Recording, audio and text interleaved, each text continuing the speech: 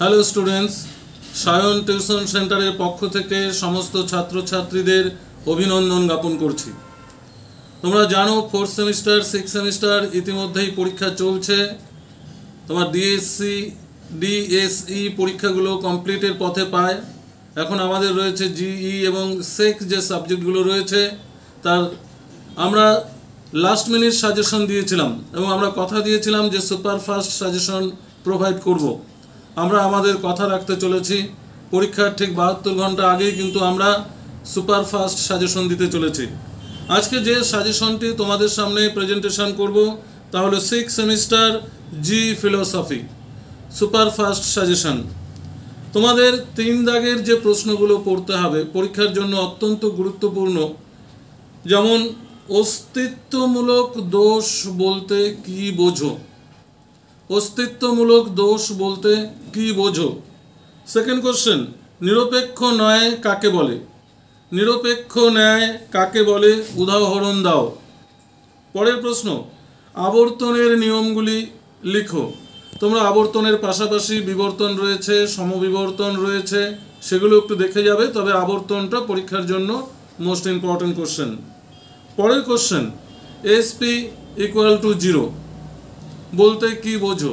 দেখো, SP equal to 0 বলতে কি বোঝো এটাই দেবে এমন কোনো কথা নয়, দিতেই পারে SP bar not equal to 0 বলতে কি বোঝো, বা এসপি বার ইকুয়াল টু 0 বলতে কি বোঝো, বা এসপি নট ইকুয়াল টু 0 বলতে কি বোঝো, এরকম কোশ্চেনও দিতে পারে। তবে 3-এর জন্য এসপি নট ইকুয়াল টু 0 বলতে কি বোঝো এটাও পরীক্ষায় দিতে পারে। পরের কোশ্চেন, সত্য সারণী নির্ণয় করো।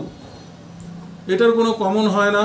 সত্য সারণী তোমাকে ধরো যে কোনো একটা সত্য সারণীর প্রশ্ন উঠিয়ে দিল, তোমাকে বললো সত্য সারণী নির্ণয় করো। সেখানে সেটা স্বতঃসত্য হবে না শত মিথ্যা হবে না অনিশ্চিত বা নির্দিষ্ট মান হবে, সেটা তোমরা ক্যালকুলেশন করে তোমাদের বলতে হবে। নেক্সট কোশ্চেন, সংযোজক কি? এর উদাহরণ দাও। আমরা জানি একটি বচনের মধ্যে 4টি অংশ থাকে, উদ্দেশ্য, বিধেয়, সংযোজক আর পরিমাণক। এর মধ্যে যে কোনো একটা দিতে পারে, তবে সংযোজকটাই পরীক্ষার জন্য কিন্তু অত্যন্ত গুরুত্বপূর্ণ। সংযোজকটা ভালো করে দেখবে।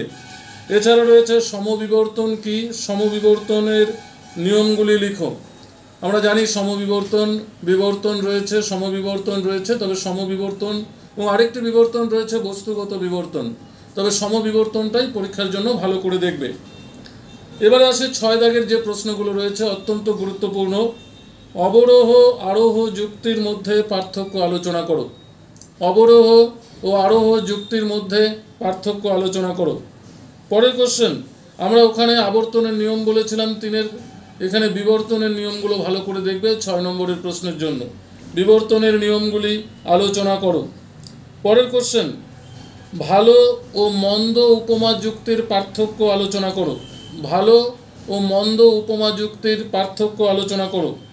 পরের কোশ্চেন, বচনের বিরোধিতা কাকে বলে? বচনের বিরোধিতা কত প্রকার ও কি কি?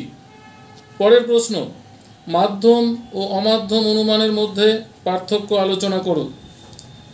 এই ছিল তোমাদের 6 দাগের প্রশ্ন, অর্থাৎ 6 নম্বরের যে প্রশ্নগুলো রয়েছে পরীক্ষার জন্য অত্যন্ত গুরুত্বপূর্ণ সেগুলো।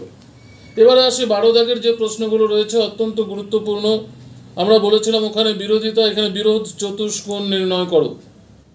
খুবই ইম্পর্টেন্ট কোশ্চেন, বিরোধ চতুষ্কোণ নির্ণয় করো। পরের কোশ্চেন, গুণ ও পরিমাণ অনুসারে নিরপেক্ষ বচনকে কয় ভাগে ভাগ করা যায় ও তা আলোচনা করো। গুণ ও পরিমাণ অনুসারে নিরপেক্ষ বচনকে কয় ভাগে ভাগ করা যায় আলোচনা করো। লাস্ট কোশ্চেন, পদের ব্যাপ্যতা বলতে কি বোঝো? এ ই আই ও বচনের ব্যাপ্যতা সংক্রান্ত বিষয়গুলি আলোচনা করো। এছাড়াও তোমাদের যে লজিক পার্ট রয়েছে, ভেনচিত্র নির্ণয় করো, সত্য সারণী নির্ণয় করো, সেটা কিন্তু প্রশ্নের সঙ্গে অথবা দিয়ে কিন্তু থাকবে।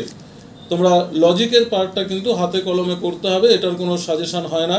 তবে যে ধরনের প্রশ্নগুলো পরীক্ষায় আসে সে সাজেশন আমি তোমাদের সঙ্গে প্রোভাইড করলাম। তোমরা এই প্রশ্নের উত্তরগুলো তৈরি করে নেবে।